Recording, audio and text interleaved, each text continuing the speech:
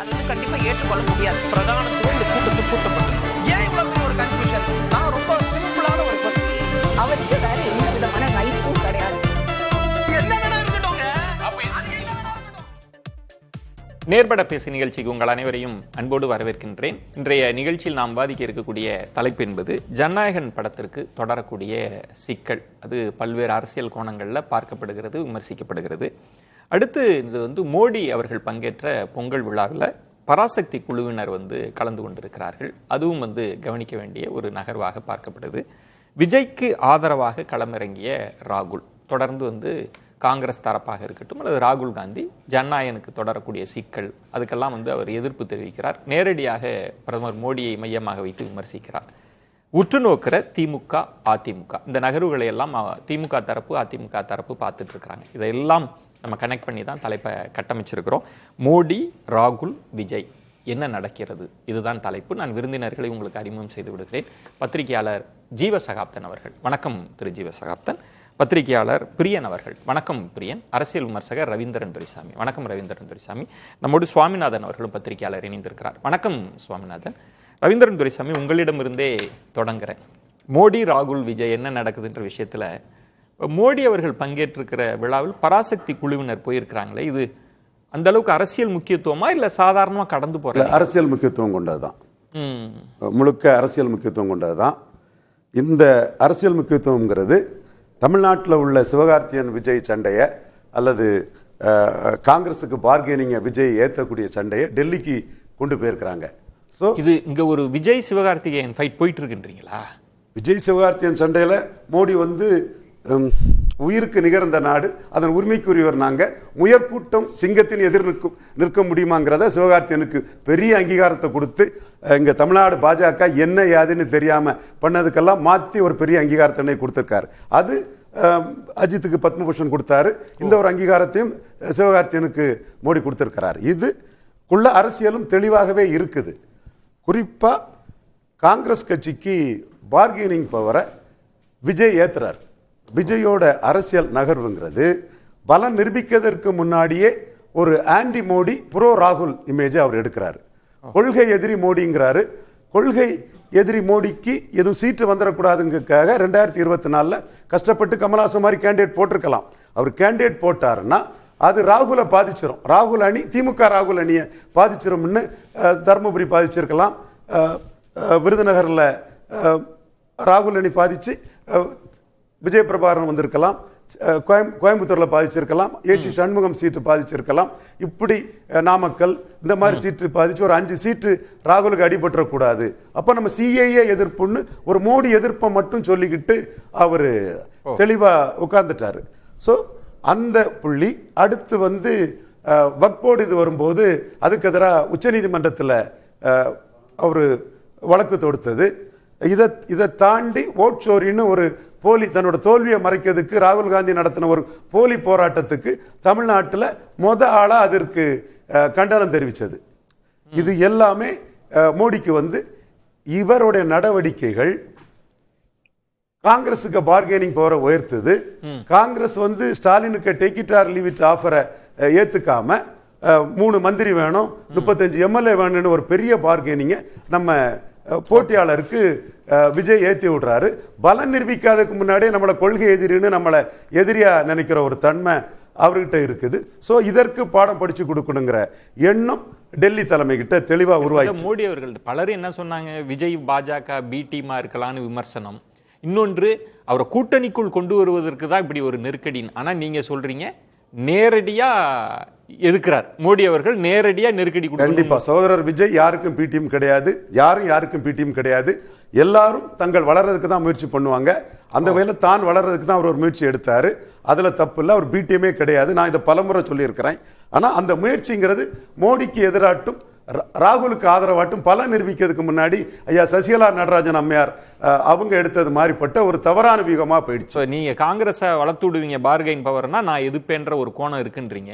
இதுல பராசக்தி படம் அப்படின்றது கிட்டத்தட்ட திமுகவினர் கொண்டாடக்கூடிய ஒரு படமா இருக்கு. அது திமுக வரலாறு சொல்ற ஒரு படமா இருக்கு. அந்த வரலாற்றில் நடித்தவர்களுக்கு ஏன் அங்க முக்கியத்துவம் என்ன? பராசக்திக்கும் பிரதமருக்கு என்ன கனெக்ஷன்? மோடியை பொறுத்தவரை அதிமுக திமுக ஒண்ணுதான். அவருக்கு எதிரி ராகுல் காந்தி தான். காங்கிரஸை விட 10 ஜன்பாத் ராகுல் தான் அவருக்கு எதிரி. அந்த வகையில் தான் வந்து Congress inclusive alliance BJP inclusive அலையன்ஸுக்குள்ள சசிகலா அம்மையார் வர்றது காங்கிரஸ் பிடிக்குள்ள ஸ்டாலின் பெயரக்கூடாதுன்னு தான் மோடி 2021 முடிவெடுத்தார்.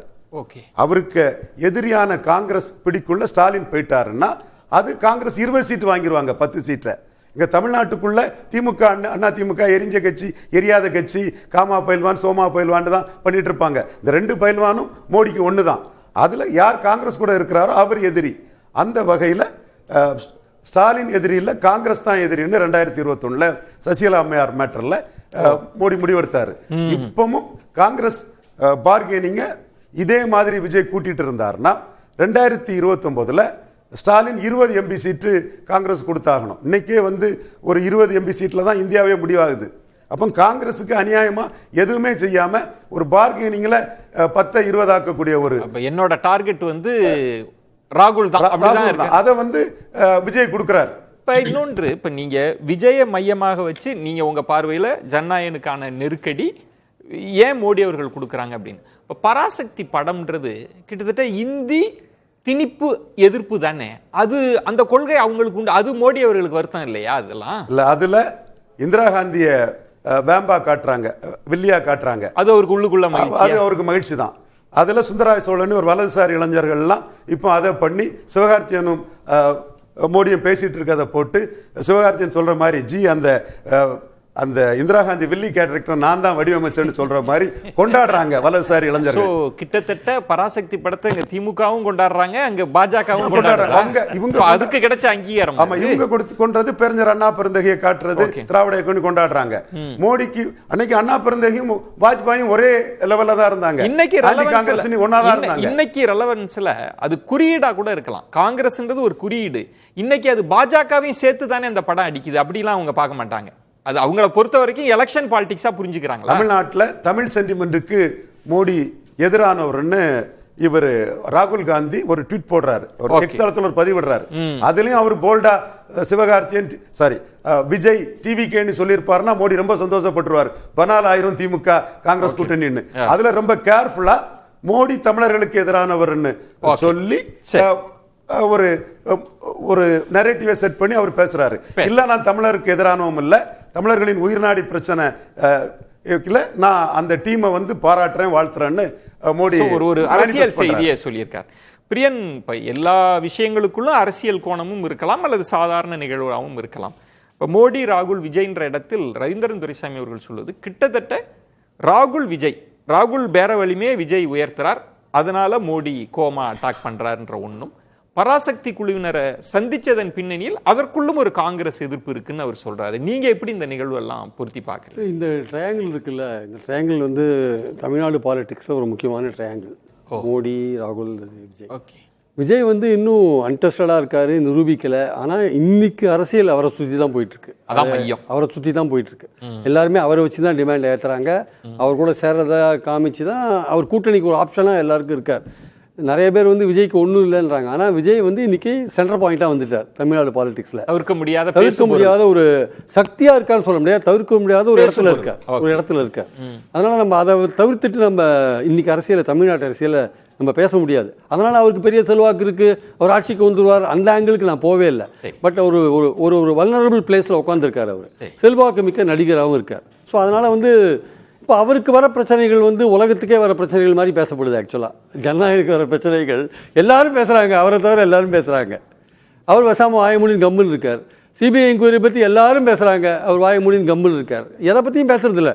அவர் ஆன்டி மோடின்னு எல்லாரும் சொல்கிறாங்க. அவர் ஆன்டி மோடியே கிடையாது. ஆன்டி மோடின்னு ஒரு ப்ரூவ் பண்ணவே இல்லை தெரியும். கடந்த ஒரு மாதமாக அவர் ப்ரோ மோடியாக தான் இருக்கார். அவர் ஆக்சுவலாக இப்போ நடக்கிற விஷயங்கள்லாம் வந்து ப்ரோ மோடியாக தான் நடக்குது. இன்னைக்கு அவர் இந்தியா முழுக்க கிறிஸ்தவர்கள் தாக்கப்பட்டதுக்கு வாயை திறந்தார். அவர் இல்லைங்க வாயை திறந்தார். எங்கே திறந்தார் வாயை? அவர் மகாத்மா காந்தி ஊரக வேலைவாய்ப்பு திட்டத்தில் வாயை திறந்தாரா? புதுச்சேரி கவர்மெண்ட், பிஜேபி கவர்மெண்ட்டுக்கு அங்கே போய் சர்டிஃபிகேட் கொடுத்துருந்தார், நல்லா இருக்குன்னு கவர்மெண்ட்டு. அங்கே வந்து பாஜக கூட்டணியில் இருக்குது. அப்புறம் வந்து பார்த்தீங்கன்னா வந்து திருப்பரங்குன்றம் மத அரசியலுக்கு என்ன பண்ணார்? தமிழ்நாடு கவர்மெண்ட் லாயரை குறை சொன்னாங்களே தவிர பிஜேபி தாவேகா பிஜேபியை தாக்கினாங்களா? ஏதாவது நீங்கள் மத அரசியல் பண்ணீங்கன்னு சொன்னாங்களா? ஏதோ ஒரு வகையில வந்து பிஜேபி கிட்ட ஒரு அண்டர்ஸ்டாண்டிங்ல இருக்கார். ஆன்டி மோடியே கிடையாது சார் அவரு. he is not anti modi at all. ஆனா மோடி ஆன்டி கொள்கை ரீதியான எதிரி பாஜக, ரவீந்திர கொள்கை ரீதியான எதிரி பாஜகன்னு சொல்லிக்கிறது என்னன்னா, ஆனா பிரியன் திமுகவுக்கு போற பாஜக எதிர்ப்பு ஓட்ட எடுக்கணும் சார். அதுக்கான வேலைகளை வந்து பாஜகவும் தாவேகவும் சேர்ந்து பண்றாங்க ஆக்சுவலா. இது ஒரு டிராமா செட். இது ஒரு டிராமா. அந்த டிராமால மோடி ஒரு தனி விளையாட்டு விளையாடுறாரு, உள் விளையாட்டு ஆக்சுவலா. அந்த உள் விளையாட்டு என்னன்னா, இப்போ ராகுல் பார்வையில வந்து டிமாண்ட் ஏத்துறாரு வச்சுக்கோங்க, அது சார் சொல்றது கரெக்ட். ஆனா ரொம்ப தெளிவா வந்து ஸ்டாலின் கன்வே பண்ணிட்டாரு, நான் ஆட்சியில பங்கெல்லாம் கொடுக்க முடியாது, எங்க அப்பாவும் கொடுக்கல, நானும் கொடுக்க மாட்டேன் என் காலத்துல அப்படின்னு சொல்லிட்டு அவரு கன்வே பண்ணிட்டாரு. அவரு அப்படி கன்வே பண்ண பிறகுதான் ராகுலோட ட்விட் வருது ஆக்சுவலா.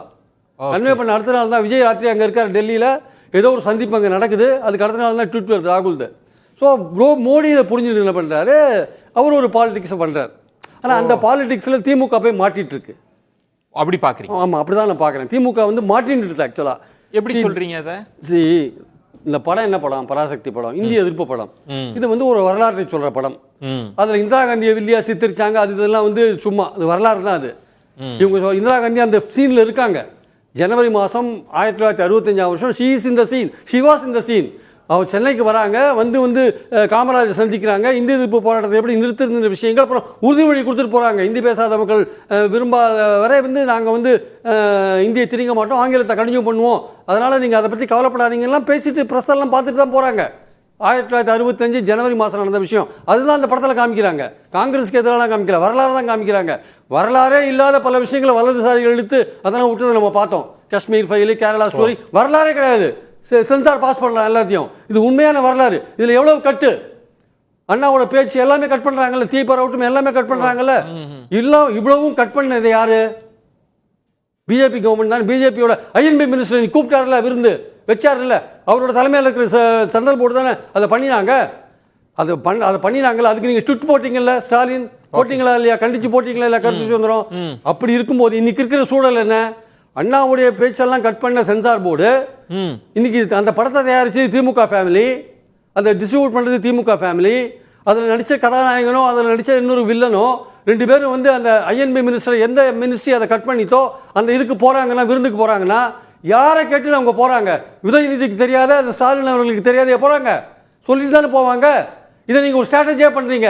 அதான் ராகுல் அவர்களே, நீங்க வந்து எங்க கிட்ட சீட் அதிகமா வாங்குறதுக்கு, பவர் ஷேரிங் வாங்குறதுக்கு நீங்க விஜய் வந்து ஜனநாயகனை பயன்படுத்திட்டு விஜய்கிட்ட போற மாதிரியான ஒரு தோற்றத்தை கொடுக்குறீங்க. நீங்க அதுக்கெல்லாம் நான் அசர மாட்டேன், நான் பண்ற வேலையை பாருங்க, எங்க ஆட்கள் பாருங்க, பராசக்தி குரூப் அங்க போகுது, மோடிட்டு போகுது அப்படின்னு நீங்க ஒரு விளையாட்டை காமிக்கிறீங்க. ஐயா ஸ்டாலின் அவர்களே, நீங்கள் ஆபத்தான விளையாட்டை விளையாடுகிறீர்கள், ஆபத்தான விளையாட்டை விளையாடுகிறீர்கள். ஏன்னா ஜனநாயக தடுத்ததே வந்து திமுக பாஜக கூட்டணின்னு தாவேகா சொல்லிட்டு இருக்காங்க.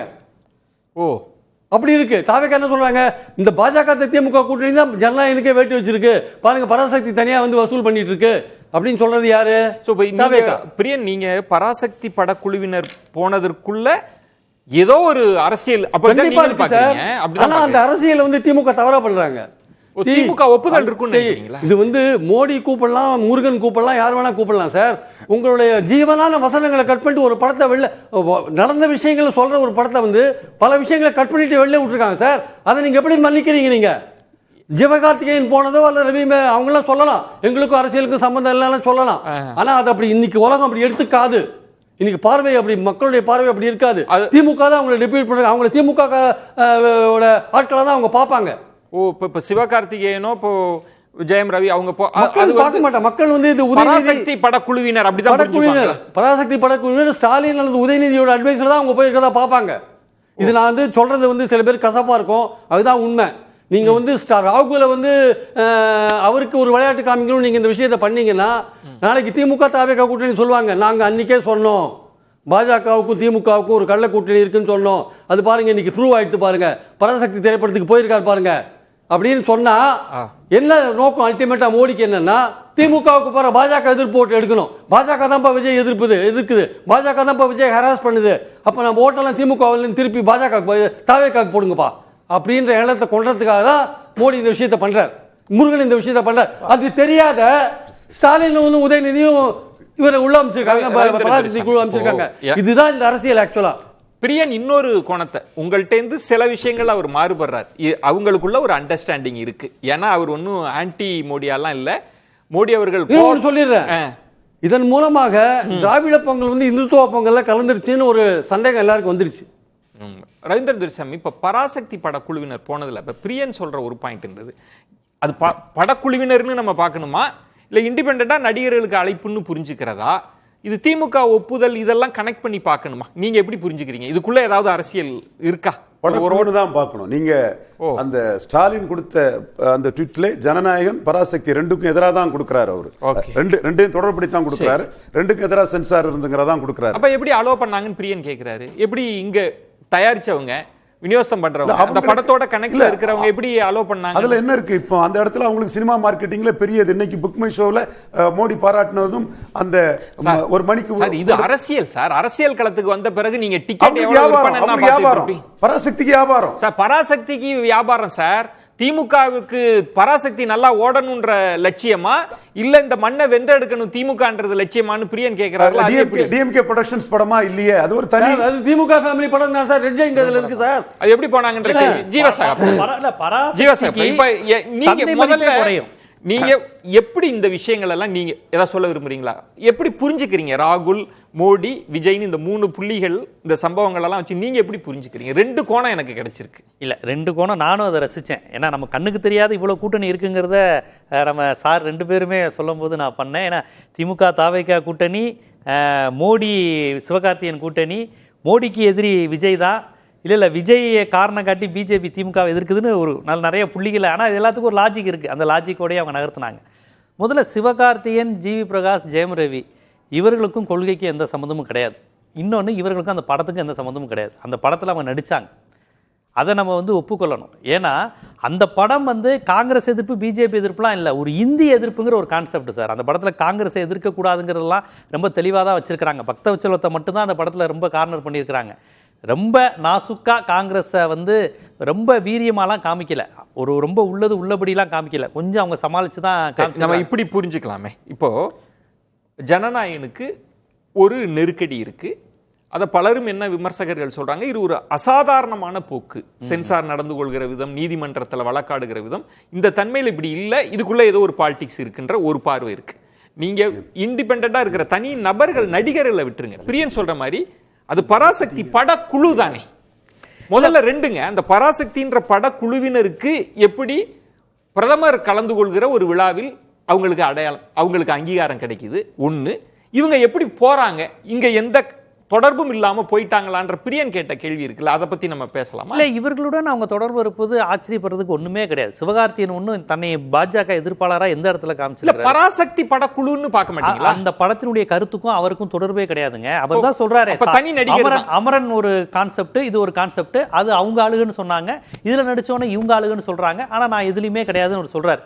அந்த பராசக்தி இசை வெளியீட்டு விழாலேயே அவர் இந்திய எதிர்ப்பு தொடர்பு நீங்க சொல்றது மாதிரி உண்மைதான். ஏன்னா சிவகார்த்திகேயன் எல்லாம் பேசுறாரு. பிரியன் சொல்ற பாயிண்ட்ன்றது பாஜக ஒரு வலையை விரிச்சிருக்கிறாங்க, அதுல இவங்க போய் கலந்திருக்க கூடாது, அது பராசக்தின்னு பார்க்க. இப்ப தாவேகா என்ன சொல்லுவாங்க, எங்க படத்துக்கு நெருக்கடி கொடுத்துட்டு பராசக்தியை பாருங்க வளர்த்து விடுறாங்க அப்படின்ற ஒரு விமர்சனம் வரும்னு சொல்றாரு பிரியன். அது எப்படி நம்ம எடுத்துக்கிறது? அந்த விமர்சனம் கண்டிப்பா வருங்க. ஆனா அந்த விமர்சனம் சிவகார்த்திகேயன் அந்த கான்செப்டுக்குள்ளேயே வரமாட்டாருங்கிறேன் நான். அவருக்கு இந்த படத்துடைய கருத்து குறித்தோ இது குறித்தோ எந்த சிந்தனையும் கிடையாது. முழுக்க முழுக்க ஒரு பொலிட்டிக்கலான ஆளு. அவர் இதுக்கு முன்னாடி அவர் நடித்த படம் ஏதாவது ஒரு அரசியல் பேசியிருக்கா? நீங்க சிவகார்த்திகேயன் பாக்குறீங்க, பிரியன் அதை பராசக்தி படக்குழு பராசக்தியை தயாரித்ததன் பின்னணியில் இருக்கிற அரசியல் கட்சின்னு புரிஞ்சுக்கிறார். நீங்க அதை உடைச்சு தனித்தனியா பார்க்க? தனித்தனியா தான் பாக்குறேன். அதற்கு இதற்கு தொடர்பு இருக்கிறதா பார்க்கல. இவருக்கும் திராவிட இயக்க சிந்தனைக்கோ இதுக்கும் எந்த தொடர்பு கிடையாது. அந்த படத்துல அவர் நடிச்சிருக்கிறாரு, அவ்வளவுதான். இது ஒரு கான்செப்ட் நடிச்சிருக்காங்க வெளியே. அடுத்து மோடி தயாரிப்புல ஒரு படம்னாலும் சிவகார்த்திகேயன் நடிப்பார். இப்ப இப்படி வாங்க, ஜனநாயகனுக்கு இருக்கிற நெருக்கடியையும் இன்னைக்கு ரவீந்திரன் துரைசாமி அவர்கள் சொன்ன மாதிரி பராசக்தி குழுவினருக்கு அவங்க எப்படி வேணாலும் இருந்துட்டு போட்டோம், அவங்களுக்கு பாஜகவில் இருந்து ஒரு அங்கீகாரம் கிடைச்சிருக்குன்னா இத 2ஐயும் எப்படி புரிஞ்சுக்கிறீங்க? இல்ல இது ஜனநாயகனுக்கு ஏன் நெருக்கடி இருக்கு, பராசக்தி பட குழுவினருக்கு அந்த படத்துல நடிச்சவங்களுக்கு ஏன் அங்கீகாரம் கிடைக்குது? நெருக்கடி கொடுக்கறதுக்கு ஒரு ரீசனும் இல்லைங்க. அந்த படத்துல இப்ப பராசக்தியில வெட்டு விழுந்ததுக்காக ஒரு அரசியல் இருக்கு. ஜனநாயகன்ல என்ன இருக்கு, அது ஒரு பாலையா படம். அந்த படத்தை இவங்க ஏதோ சென்சார் எதிர்க்குதுன்னு ஏன் பண்றாங்க? இல்லை அதுதான், அது பிரியன் சார் கரெக்டாக சொன்னார்ல. இது பிஜேபியும் விஜய் கட்சி சேர்ந்து நடத்துகிற நாடகம். பாஜக எதிர்ப்பு முத்திரை விஜய்க்கு வரணுங்கிறதுக்காக தான், அந்த ஓட்டை பிரிக்கிறதுக்காக. அந்த ஓட்டை பிரிக்கிறதுக்காக. ஏன்னா இப்போ விஜய்க்கு வந்து பாஜக எதிர்ப்பு முத்திரையே இல்லை. அவர் பாஜகவுடைய செல்லப்பிள்ளை, மோடியை திட்ட பயப்படுறாருங்கிற ஒரு அடையாளம் இருக்கு. இல்லை அவர் பாஜக கடைசி நேரம் பாருங்க, ஜனநாயகனை போட்டு பாஜக பாடா படுத்திருச்சு. பாஜக வந்து விஜயை தான் எதிரியா பாக்குது. இத்தனைக்கும் விஜய் இப்போ வரையும் ஒரு வரி சொல்லல, இருந்தாலும் இப்படி ஒரு சீனை கிரியேட் பண்ணணும்னு நினைக்கிறாங்க. இந்த நேரத்துல மோடி ரொம்ப அழகா வந்து பராசக்தி டீமை இழுத்து ஜனநாயகம் தான் எனக்கு கடுமையான எதிரின்னு காமிக்கிறாருன்னா அவருடைய அந்த அரசியல் கரெக்ட் தானே? சோ அவங்க தெளிவா இருக்கிறாங்க. பாஜக எதிர்ப்பு ஓட்ட பிரிக்கிறது தான் அதுல ரொம்ப தெளிவா இருக்கிறாங்க. இப்ப பாருங்களேன், பராசக்தியை கூட்டுக்கிட்டோம், ஜனநாயக எதிரினா அப்ப பாஜக எதிர்ப்பாளர்கள் எல்லாருக்குமே இப்ப பாஜக பராசக்தி டீமோட நெருங்குது, ஜனநாயகன் தான் பாஜக எதிர்த்து தனித்து நிக்கிறாருப்பா, விஜய் தான்ப்பா ஆன்டி பிஜேபி, கிறிஸ்டின் முஸ்லிம்ஸ் கொஞ்சம் பேர் நினைக்க வாய்ப்பு இருக்குல்ல. இதுதான் கணக்கா அதான் அஜெண்டா. நான் வரேன், உங்க மைக்ல சின்ன பிரச்சனை இருக்குன்னு நினைக்கிறேன், நான் மீண்டும் வரேன். ஜீவா சுவாமிநாதன், நீங்க எப்படி புரிஞ்சுக்கிறீங்க திரைப்படம்? இங்க திரைப்படம் தான் அரசியலோடு பின்னி பிணைந்தது. இன்னைக்கு 2 திரைப்படம், அதை ஒட்டி 2026 தேர்தல் கணக்குகள்லாம் பேசப்படுது. மோடி, ராகுல், விஜய், பராசக்தி படக்குழு, ஜனநாயகம், இதெல்லாம் இந்த புள்ளிகளை இணைக்கிறப்ப உங்களுக்கு என்ன கோணம் கிடைக்குது? முதல்ல மிக மிக முக்கியமா சிவகார்த்திகேயன் அவர்களோட 25வது படம் அது. ஜிவி பிரகாஷ் அவர்கள் இசையமைத்த 100வது படம் இது. இதுதான் பராசக்தி குழுவினர் முதல்ல சொன்ன, பெருமிதமா சொன்ன முதல் விஷயம். 2வது இந்திய எதிர்ப்பு அப்படிங்கிற விஷயம். இவர்கள் எல்லாரையும் அழைத்திருக்காங்க அப்படிங்கிறது தனித்தனியா இந்த நடிகர்களுக்கு வந்த அழைப்பு நிச்சயமா இல்ல. பொதுவா ஒரு திரையரங்களை வெற்றிகரமா ஓடிட்டு இருக்கிறப்ப அந்த படத்தினுடைய ப்ரமோஷனுக்காக அனுப்பப்பட்டால், யாராவது அழைக்கப்பட்டால், படம் சார்ந்த நிகழ்வுகளில் கலந்து கொள்வதற்கு அழைக்கப்பட்டால் தயாரிப்பு நிறுவனம் ஒப்புதல் கொடுத்தால் மட்டும்தான் குழுவாக போவாங்க. இல்லைன்னா தனிப்பட்ட நடிகர்களுக்கு வரக்கூடிய அழைப்பா தான் அது இருக்கும். இது ஒட்டுமொத்தமா இசையமைப்பாளர் போயிருக்காரு, அந்த படத்துல வில்லனாக நடித்த ரவிமோகன் போயிருக்காரு, ஜெயம் ரவி, அதாவது ரவிமோகன் போயிருக்காரு. அது மட்டும் இல்லாம மிக முக்கியமா அந்த படத்தினுடைய நாயகன் சிவகார்த்திகேயன் போயிருக்காரு. அப்ப இது முழுக்க அந்த பட தயாரிப்பு நிறுவனம் கொடுத்த ஒப்புதலுடைய அடிப்படையில் மட்டும்தான் போக முடியும். ஒன்று. இரண்டாவது, அந்த படத்தை தயாரித்த நிறுவனமே வந்து ரெட் ஜெயின் மூவிஸ், இன்பன் உதயநிதி அவர்கள் வழங்கும் தான் முதல்ல போடுறாங்க. அப்ப இதுல பாஜகவுக்கு பெரிய லாபம் இருக்கு சார். முதல்ல பாஜகவுக்கு என்ன லாபம்னா, ஜனநாயகன் படத்துக்கு ஒரு மிக முக்கியமான ஒரு ட்விட்டர் ராகுல் காந்தி அவர்கள் போடுறார். அவர் போடுறப்ப தமிழகத்தினுடைய தமிழ் மொழியினுடைய கலாச்சாரத்தின் மீதான தாக்குதல் அப்படின்னு போடுறார். அப்ப கருத்துரிமைக்கு எதிரான சவால் அப்படின்னு அது புரிந்து கொள்ளப்படுது. ஆனா பாருங்க, இந்திக்கு எதிராக ஒரு படம் எடுத்து வைத்த போது கூட அந்த படத்துக்கு நாங்க தணிக்கை சான்றிதழ் கொடுத்துட்டோம், அந்த படத்தை ஓடவும் செய்துட்டு இருக்கு, அந்த படத்துல நடித்த கலைஞர்களை நாங்க பொங்கல் விழாவுக்கும் அழைக்கிறோம். அப்ப நாங்க எவ்வளவு பெரிய ஒரு கருத்துரிமை சுதந்திரம் உள்ளவங்க அப்படிங்கிற விதமா ஒரு குறியீடா பராசக்தியை அவர்கள் அழைக்கிறாங்க. ஆனா திராவிட முன்னேற்ற கழக குடும்பங்கள் கொடுத்திலிருந்து வந்த அந்த தயாரிப்பு நிறுவனம் அதை எப்படி அனுமதித்தார்கள் என்கிற இடமே வந்து பாஜகவுக்கு கிடைத்த வெற்றி. அது உண்மையிலேயே கருத்துரிமை என்கிற அடிப்படையில ஒரு பக்கம் ட்வீட் போடுறாங்க, ஒரு பக்கம் கருத்து சொல்றாங்க, இன்னொரு பக்கத்துல தங்களுடைய படம் என்கிற ஒரு கண்ணோட்டத்துல ஒரு வியாபார நோக்கம். அதுல முழுக்க பச்சையாக சொன்ன வியாபார நோக்கம் தான். நீங்க படம் வந்து இந்திய எதிர்ப்பு படம் பேசுது, அன்றைக்கு இருந்து 1960களின் மாணவர் போராட்டத்தை பேசுன்னு வீதியா யாரும் திரை கட்டி இலவசமா காட்டல, திரையரங்களை டிக்கெட் கொடுத்தா பாக்குறோம். அப்ப இது படத்திற்கு கிடைக்கக்கூடிய ஒரு கூடுதல் ப்ரமோஷன் என்கிறது வியாபாரம் ஒரு நிலை என்கிற நிலையிலும் அரசியல் என்பது இன்னொரு நிலையாகவும் பிரித்து பார்த்ததனுடைய வெளிப்பாடா இது இருக்கு. இதுல எல்லாமே அதுவும் தேர்தலை ஒட்டி வரப்ப எல்லா கணக்குகள் இருக்கிறப்ப கிட்டத்தட்ட நீங்க பிரியன் கோணத்தை ஒத்துதான் நீங்க வரீங்க. படக்குழுவினருக்கு தான் அழைப்பு வந்திருக்கு, கட்டாயம் தயாரிப்பு நிறுவனத்தோட பேசிட்டு போயிருக்க முடியாதுன்னு.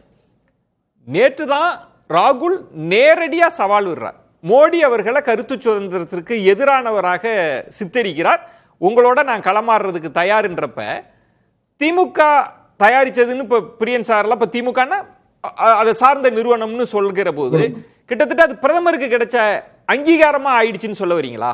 இது கிட்டத்தட்ட காங்கிரஸுக்கு எதிராகவும் பாஜகவுக்கு லாபமாகவும் போயிருச்சுன்னு சொல்ல வரீங்களா? நிச்சயமா இது பாஜகவுக்கு லாபம் தான். சரியான இன்னைக்கு ஜனநாயகன் படத்தை முன்வைத்து கருத்துரிமை இல்ல, அவங்ககிட்ட கருத்து சுதந்திரம் இல்ல, பாஜக தணிக்கை வாரியத்தை தன்னோட கைப்பாவியா பயன்படுத்துது அப்படிங்கிற குற்றச்சாட்டுகள் எல்லாம் வந்துட்டு இருக்கிற நேரத்துல எந்த படத்துக்கு தணிக்கை வாரியம் பல கட்டு வைத்ததோ அந்த படத்தை சேர்ந்த படக்குழுவினரே பொங்கல் விழால பிரதமர் நரேந்திர மோடி அவர்களோடு கலந்து கொள்றாங்கன்னா அது என்ன வகையான செய்தியை கடத்தும் முதல்ல மக்கள் கிட்ட? அது என்னவா? இதான் முக்கியமான கேள்வி. நான் ஜீவாட்ட வந்துட்டே உங்கள்கிட்ட வரேன். 2 விஷயம் பிரியன் சுவாமிநாதன் சொல்றது, ராகுல் தீவிரமா களமாடிட்டு இருக்கிறார், நீங்க கருத்து சுதந்திரத்துக்கு எதிராக இருக்கிறீங்க அப்படின்னு, கலாச்சாரம் தமிழ் கலாச்சாரத்துக்கு எதிராக இருக்கீங்க. அங்க நடக்கிறது தமிழ் பண்பாட்டு விழா, அதுக்கு இந்த குழுவினர் போறாங்க, அது சார்ந்த மினிஸ்ட்ரி தான் அழைக்குதுன்னா போயிருக்க கூடாதுன்ற இடத்துக்கு தான் நகர்றாங்களோ சுவாமிநாதன் பிரியனும்? போயிருக்க கூடாதுன்னு தான் சொல்றேன். சிவகார்த்திகேயனோ யாரோ போயிருக்க கூடாது. அவர்கள்ட்ட அந்த தமிழ் உணர்வு எந்த உணர்வும் கிடையாது. இல்ல நீங்க நடிகரெல்லாம் பிரிச்சு பாக்குறீங்க.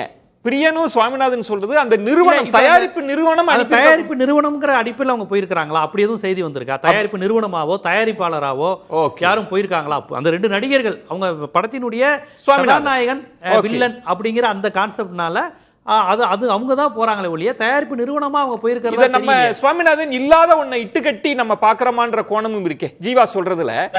அது நடிகருக்கு அழைப்பு, தயாரிப்பு நிறுவனத்தை இதுக்குள்ள கொண்டு வரக்கூடாதுன்னு ஜீவா கேட்கிறாரு. சார் இதுதான் சார் முக்கியமான இடம் நான் பாக்குறேன். கமலஹாசன் அவர்கள் அண்மையில ஒரு அறிக்கை வெளியிட்டார் சார். அந்த அறிக்கையில இந்த படக்குழுவை பாராட்டி இருந்தார். அந்த முதல் பக்தியில அந்த பாராவனுடைய தொடக்கத்துல படத்தை தயாரித்த உதயநிதி ஸ்டாலின் அவர்களை பாராட்டுறாரு. கீழ்பத்தியில போனா போட்டுன்னு படத்தினுடைய இயக்குனர், நடிகர்கள் எல்லாம் பின்குறிப்பு இவர்களையும் பாராட்டுறேன் அப்படின்னு ஒரு இடைவெளி விட்டு கீழே பாராட்டுறாரு. இதுதான் தமிழ் சினிமால இன்னைக்கு அந்த தயாரிப்பு நிறுவனத்துக்கு இருக்கக்கூடிய மரியாதையாக இருக்கு. அப்ப அரசியல் ரீதியா அந்த தயாரிப்பு நிறுவனம் பெரியதா, அந்த படத்தில் நடித்தவர்கள் பெரியவர்களா என்பதற்கு இது பதில் அப்படின்னு நான் பாக்குறேன். ஒன்று, கமலஹாசன் அவருடைய அந்த பத்திரிகை குறிப்பை எடுத்து பாத்தீங்கன்னாலே உங்களுக்கு தெரியும். முதல்ல தயாரிப்பு நிறுவனத்தை பாராட்டியிருப்பாரு. கீழே ஒரு இடைவெளி விட்டு அதுக்கு கீழே தான் போனா போட்டுன்னு பாராட்டுற மாதிரி ஒரு துண்டு சீட்ல எழுதுற மாதிரி கீழே கடைசியா பாராட்டிப்பாரு இயக்குநர்கள், நடிகர்களை. இன்னொன்று சார், சிவகார்த்திகேயன் அவர்கள் போனதுல ஜீவானனுடைய கருத்துல நான் உடன்படுறேன், மறுக்கல. அதே நேரத்துல சிவகார்த்திகேயன் அவர்கள் போனதுல அவருக்கு நிறைய நெருக்கடிகள் இருக்குன்னு நான் பாக்குறேன். முதல்ல இப்ப சிவகார்த்திகேயன் போன்ற இளம் நடிகர்கள் அதை பேச மாட்டாங்க பெருசா. எனக்கு என்ன தோணுதுன்னா, ஒரு பக்கம் கல்வி திருவிழான்னு நீங்க கல்வி விழால சிவகார்த்திகேயனை கெஸ்டா வைக்கிறீங்க. அப்ப அவருக்கு பராசக்தி போன்ற படம் வருகிற பொழுது இயல்பாகவே பாஜக அழைச்சா ஐயோ நம்ம அந்த பக்கமும் போயிடணும், இல்லைன்னா நமக்கு ஏதாவது முத்திரை குத்திடுவாங்களோ என்கிற ஒரு அச்சம் வருது. இந்த இடம் தான் தமிழ் சினிமாவுக்கும் ஒரு ஆபத்தான இடம் அப்படின்னு நான் பாக்குறேன். சிவகார்த்திகேயன் அவர்கள் ஒரு பக்கம் கல்வி திருவிழாலையும் இருக்கிறார், அறிவு திருவிழாலையும் கலந்துக்கிறார், தமிழக அரசையும் பாராட்டுறாரு. மோடி அவர்கள் பொங்கல் வைத்தாலும் பாராட்டுறாரு. அவர்கள் பெருமாள் வேஷத்திலும் நடிக்க தயாராக இருப்பாங்க, பெரியார் வேஷத்திலும். நீங்க சொல்வது அமரன் படம் வந்த போது அந்த படத்துக்கு எதிரான விமர்சனங்களுமே இருந்தது. அது கிட்டத்தட்ட பாஜகவோட கொள்கைக்கு ரொம்ப நெருக்கமான படம்லாம் பார்க்கப்பட்டது. நம்ம நடிகர்களை அதை பிக்ஸ் பண்ண தேவையில்லை. ஆனா இந்த டிபேட்ன்றது நீங்க தயாரிப்பு நிறுவனம்ன்ற இடத்தில் நம்ம அதை அரசியலா பார்க்க முடியுமான்றதுதான் ஜீவா கேட்ட கேள்வி. இப்ப நீங்க சொன்னீங்கல்ல, இது பாஜக விரிச்ச வலையில கிட்டத்தட்ட திமுக வந்த மாதிரி ஒரு தன்மை சொல்றீங்களா? அப்படி பார்க்க வேண்டான்றதை எப்படி பாக்குறீங்க? இல்ல அதுக்குதான் நான் சொல்றேன் சார். கமலஹாசன் அவர்களுடைய அறிக்கை அதற்கு ஒரு உதாரணம். தயாரிப்பு நிறுவனத்தை தான் நான் முதல்ல பாராட்டுறேன். அப்ப ஒரு அரசியல்வாதி, நீங்க மக்கள் அரசியல்வாதி நம்ம பாகுபடுத்தினாலே படத்தை யார் தயாரித்திருக்கிறா? ஒரு மிக முக்கியமான ஒரு தமிழ்நாட்டினுடைய மூத்த அரசியல் குடும்பத்தை சேர்ந்த ஒரு தயாரிப்பு நிறுவனம். அந்த தயாரிப்பு நிறுவனத்தில் நடித்தவர்கள் மோடி அவர்களுடைய பொங்கல் விழால கலந்துக்கிறாங்க. இப்படித்தானே மக்கள் கிட்ட காங்கிரஸ்காரங்களே சுவாமிநாதன் சொல்ல மாதிரி காங்கிரஸ்காரங்களுக்கே அப்படி ஒரு எண்ணம் வராது. அப்ப ராகுல் தீவிரமா எதிர்த்துட்டு இருக்கிறாரு, ஒரு கருத்து சுதந்திரத்துக்கு எதிராக நடந்துட்டு இருக்காங்கன்னு சொல்றப்ப அதில் சம்பந்தப்பட்டிருக்க பராசக்தி பட குழுவினர் எப்படி அங்க போக முடியும்? ஒரு தார்மீக எதிர்ப்போட விலகி இருந்திருக்கலான்றதை எப்படி? கமலஹாசன் அவர்களுடைய முன்னுதாரணமா நம்ம பத்திரிகையாளர் சுவாமிநாதன் சொல்றாரு. கமலஹாசனுக்கு அந்த நிறுவனம் தேவையா இருக்கு சார். கமலஹாசனுக்கு அந்த நிறுவனத்தை பாராட்ட வேண்டியது தேவையா இருக்கு. அது கமலஹாசனுடைய கருத்து. சிவகார்த்தியன் மோடி கூப்பிட்டுருக்காரு. மோடிக்கு விஜயும் தேவை, சிவகார்த்தியனும் தேவை, அஜித்தும் தேவை. அவங்களுக்கு சினிமா கோடம்பாக்கத்தை வச்சு ஒரு மிகப்பெரிய அரசியல் இருக்கு எதிர்காலங்கிறது. பாஜக அதை வச்சு தான் தீர்மானிக்கிறாங்க. வேற யாரை வச்சு தமிழ்நாட்டில் இங்க நீங்க அவங்களுக்கு எல்லாரும் தேவை. கண்டிப்பா இங்க செலிபிரிட்டியா இருக்கிறவங்க, குழந்தைகள், பெண்கள், அந்த அரசியலற்ற கூட்டத்துக்கு யாரெல்லாம் ரசிகரா விரும்புறாங்களோ அந்த ரசிகர் கூட்டத்தை வைத்திருக்கக்கூடிய விஜயும் தேவை, அஜித்தும் தேவை, சிவகார்த்தியனும் தேவை, தனுஷும் தேவை. அதனால அவங்களுக்கு அவங்களுக்கு என்ன சார், இப்ப நடிகர்களுக்கும் கொள்கை கிடையாது. அவங்களுக்கு இல்ல சார். ஆனா என்ன செய்தி, பராசக்தி படத்துக்கு பாஜக அவ்வளவு கடுமை காட்டல் என்ற பேர் வராது இல்ல கலந்து கொண்டதன் மூலம். அப்படி ஒரு செய்தி போறது சரியா? அப்படி ஒரு செய்தி பரவுமா இருக்கும். ஆனா இதை நம்ம நேரடியா படம் எடுத்தவங்களோட சொல்ல முடியாதுங்கிறேன். ஏன்னு கேட்டீங்கன்னா இந்த படமே காங்கிரஸ் எதிர்ப்பு இல்ல. படத்தினுடைய கிளைமேக்ஸ்ல என்ன சொல்லியிருக்காங்க, என் பேரை வருவான்னு சொல்லி தான் முடிச்சிருக்காங்க. அப்ப 65ல இந்திய திணிச்சவனுக்கான படம் இல்ல. கிளைமேக்ஸ் என்ன சொல்லிட்டு இன்னைக்கு யார் இந்திய திணிச்சுக்கிட்டு இருக்கானோ அவனுக்கும் செய்தி உண்டு சொல்லி தான் கிளைமேக்ஸ்ல உண்டு. என் பேரை ஒருத்தவனை அடிக்க வருவான்னு சொல்லி தான் படம் அதோட முடியுது. அப்போ மோடி அடிக்க நாங்க இருக்கோம் டயலாக் பேசின சிவகார்த்தின்னு இங்க அவரோட போய் பொங்கலையும் கரும்பி தின்னுகிட்டு இருக்கிறாரு. நீங்க என்னமா சொல்ல வரீங்க? பாஜக பிரதமர் தான் அந்த வலையில விழுந்திருக்கிறார். எப்ப படமே உங்களுக்கு எதிரானதுதான். நீங்க அது தெரியாம கூப்பிட்டு பாராட்டிட்டீங்கன்னு சொல்ல வரீங்களா? இந்திய திணிப்புல காங்கிரஸ் பாஜகவுக்கு வேறுபாடு இல்லை. காங்கிரஸோட 100 மடங்கு தானே பாஜக பண்ணுது. என்ன நடக்குதுன்றதுல ஜீவா அந்த அந்த நடிகர்கள் நடிகர்களுக்கோ இல்ல அந்த இசையமைப்பாளருக்கோ எந்த விதமான பார்ட்டி அஃபிலியேஷனும் இருக்காது. அவங்க வந்து ஒரு கலைஞர்களாக கூப்பிட்டதுக்கு போகிறாங்க அப்படின்றது ஒரு சாதாரண நேரத்தில் சரி. பட் இன்றைக்கி அப்படி இல்லை. தமிழ்நாடு அரசியலே ஒரு பாயிலிங் பாயிண்டில் இருக்குது ஆக்சுவலாக. இதில் வந்து நீங்கள் எப்படி ஒரு எந்த ஒரு அசைவுகளுமே வந்து பொலிட்டிக்கலாக தான் பார்க்கப்படும் ஆக்சுவலாக. அப்படி பார்க்கும்பொழுது இன்றைக்கி இப்போ சொல்கிறாருல என் பேரை வந்து பார்த்துப்பா அப்படின்றாருல, இன்றைக்கி காங்கிரஸை விட அதிகமாக இந்தியை திணிக்கிறது பாஜக. ஆமாம், காங்கிரஸை விட அதிகமாக இந்தியை மட்டும் திணிக்கல சார், சமஸ்கிருதத்தை திணிக்கிறாங்க. பார்லிமெண்ட்டில் பாருங்கள் சமஸ்கிருதத்தில் போர்டு, திருச்சி ஏர்போர்ட்டில் பாருங்கள் சமஸ்கிருதத்தில் போர்டு. எத்தனை பேர் சமஸ்கிருதம் பேசுகிறாங்க இங்கே? இதை சொன்னால் பல பேர் கோவம் வரும். இதெல்லாம் சொன்னால் எத்தனை பேர் சமஸ்கிருதம் பேசுகிறாங்க? எதுக்கு சமஸ்கிருதம் திணிக்கிறீங்க? எதுக்கு இந்தியை திணிக்கிறீங்க? கனிமொழியே கேட்டாங்க பார்லிமெண்ட்டில். என்னங்க இது, எல்லா திட்டத்துக்கும் வாயிலர் நுழையாத பேர் வச்சிருக்கீங்க. ஜி ராம்ஜிலாம் வைக்கிறீங்க, VB Viksit Bharat VB G ராம்ஜிலாம் வைக்கிறீங்க, வாயிலே நுழைய மாட்டேங்க. ஃபுல்லாக யாராவது சொல்ல முடியுமா? சொன்னால் 100 ரூபா கொடுக்கலாம். ஜீவா சொல்றது பிரியன், பாஜகவுக்கு எல்லா நடிகர்களும் தேவைப்படுறாங்க, பயன்படுத்தி கொள்ளணும்னு நினைக்கிறாங்க. அப்படி ஒரு அழைப்பு விடுத்திருக்கிறாங்க. பொலிட்டிக்கல் அஃபிலியேஷன் இல்லாத நடிகர்கள்லாம் போயிருக்கிறாங்க. இது அதோட அப்படி புரிஞ்சுக்குங்கன்ற. அப்படி புரிஞ்சுக்க முடியாது இன்னைக்கு இருக்கிற சூழல்ல. நீங்கள் சாதாரண குக்கிராமத்தில் கூட இப்போ பாருங்க, நீங்கள் சோஷியல் மீடியாவில் என்ன போயிட்டு இருக்கு, நீங்கள் சொல்கிற அணில் குஞ்சுகள்லாம் என்ன பண்ணிட்டு இருக்காங்க பாருங்க. சோஷியல் மீடியாவில் எப்படி இப்போ விஷயங்கள்லாம் போயிட்டு இருக்கு. தாவேகா தரப்புல என்ன போயிட்டு இருக்கு? தாவேகா தொண்டர்கள் விஜய் ரசிகர்கள்னே சொல்லுவாங்க. என்ன போயிட்டு இருக்கு? அப்படியே வச்சுக்கலாம். விஜய் ரசிகர்கள் என்ன போயிட்டு இருக்கு? பாஜகவும் திமுகவும் கூட்டணி சேர்ந்து ஜனநாயகம் முடக்கினாங்க நாங்க சொன்னோம்ல, அது இன்னைக்கு ப்ரூவ் ஆயிடுச்சு. இன்னைக்கு அரசியல் முதிர்ச்சியாட்ட இல்ல, அது வேற விஷயம் சார். அந்த பாயிண்ட்க்கே போல. என்னன்னா அது முதிர்ச்சி அற்றதான ஒரு பார்வையை உருவாக்கி இருக்கின்றதா இங்க ஆக்சுவலா. அப்ப இப்ப தாவேகா பாஜகவோட பி டீம்னு சொல்வது இல்ல, ஒரு தர்க்கம் இருக்குல்ல, அத முதிர்ச்சி அற்றதுன்னு சொல்ல முடியாது இல்ல. அதுக்கு ஏன்னா சில லாஜிக் இருக்கிற மாதிரி இதுக்கு சில லாஜிக், சேம் லாஜிக் தான் அது. அது நம்ம அப்படி தட்லீர முடியுமான்ற கேள்வி. இதுல ரவீந்திர துரைசாமி இதுல பராசக்தி குழுவினர் போயிருக்க கூடாதோ, அப்படி ஒரு கோணம் இருக்காது. அப்படியெல்லாம் ஒண்ணும் இல்லை. அவங்க போனதுல அவங்க கலைஞர்களா போறாங்க. கலைஞர்களுக்கு அரசியல் இல்லை. அவங்க நடிக்கிறாங்க. ஒரு பிரதமர் கூப்பிடுறாருன்னா தமிழ் விழான்னு அவங்க போறாங்க. அவங்களுக்கு இந்த அரசியல் இந்திய வெளியில என்னவா பார்க்கப்படும்? தாவேகாவினர் என்ன சொல்லுவாங்க? நீங்க வந்து சீமானை தான் வந்து பார்த்தாரு சிவகார்த்தியன். சீமான் வந்து தேச துரோக எல்டிடி கூட தொடர்புடையவர் அதுன்னு சொல்லக்கூடிய இல்ல போல்டா வந்து பார்த்தாரு. அது எந்த கட்டத்தில் பார்த்தாருன்னு எல்லாருக்கும் தெரியும். அப்ப உடனே அவரு அது வேற. இந்த கான்டெக்ட்ல சார் 2 படம் வருது சார். 2 படத்துல ஒரு படத்துக்கு சென்சார் நெருக்கடி கொடுப்பதாக சொல்லப்படுது. ஒரு படத்துக்கு கட்டு கொடுத்தாலும் அவங்க அழைக்கப்படுறாங்க. ராகுல் தீவிரமா களமாடி அதெல்லாம் கனெக்ட் பண்ணி தானே பேசுறாங்க. அன்றைக்கு பேசினதை யாருமே சீமான் வந்து முக்கிய கட்சியா இல்ல, திமுக முக்கிய கட்சியா சென்சார் போர்ட்ல பவர்ஃபுல்லா இருந்தா அன்னைக்கு அது பேசப்படாது. சீமான் பவர்ஃபுல்லா இல்ல. எப்படி நீங்க உதாரணம் சொல்ல முடியும்? சீமான அவர் பார்த்தது போல்ட்னஸ். அது எந்த காலத்தில் பார்த்தாருன்னா மைக் படத்தை போட்டு உலக தமிழர் மத்தியில் விஜய் ஒரு இமேஜ் பெறதுக்கு சீமானுக்கு சின்னத்தை போட்டாரு.